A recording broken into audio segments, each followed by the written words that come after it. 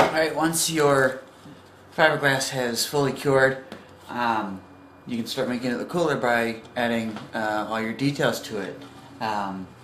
More than likely, most of you are going to be sharpening your corners and the points on your horns. Take a piece of your air dry clay, as I said before. Don't use Crayola because it's going to crack. Take a little piece of the clay and put it on the corner you're wanting to mess with, or the point on the horn, and just stick it on there and just kind of sharpen it out. And when you're putting another piece of clay next to it, just get it on there, sharpen it out, and just so you can blend the seams together, dip your fingers in some water and just kind of rub the clay a little bit. That will blend the seams into each other, and also let you get some better blending the clay into the fiberglass. Now, if you're going to do like small little things like a wart, same basic concept. Just take a little piece of your clay, put it on the mask wherever you want it to, shape it the way you want it to be, get your finger wet, smooth it out, shape it, let it dry.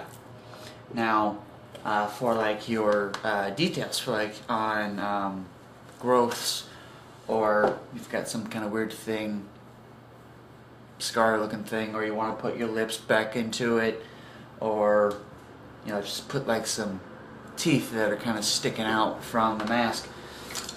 Take your clay and stick it on there, blend it all together, smooth it, shape it as much as you can with your fingers.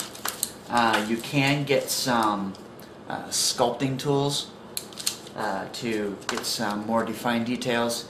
You can also use anything you can find in your house. Silverware, small tools, prescription bottles, anything you can use to get a certain detail into it, a certain texture, anything you can put in your hand, you can use to mess with the clay. And if you're not fully confident on being able to do what you want to do on your fiberglass mask, practice on the plaster mask first. Also, another thing that I would suggest is take a hunk of your clay, put it on the mask, do whatever you want to do to it, let it dry, sand it down with 120, 220 grit sandpaper to smooth it out, and once it's fully dry, take your lacquer and spray the clay. If the clay winds up soaking up the lacquer, you're just going to take a coat of your fiberglass resin and cover the clay. You're going to be doing that for the whole entire mask anyways, because you do have all these threads from the cloth on there, so you want a smooth surface to paint on.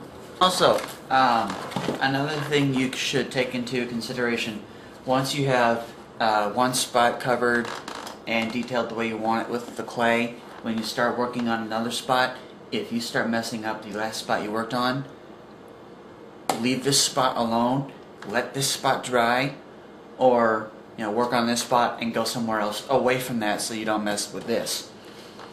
And let parts of it dry, do the next part, let it dry, do the next part, let it dry. And because this stuff is air drying clay, the thicker it is, the longer it's going to take to dry. I used to use Creative's paper clay. It said that for a thick amount, like somewhere around an inch, it would take about 3 days for it to dry. So, if you're doing just like sharpening your corners and your points and small little things, give it about a day just to be sure.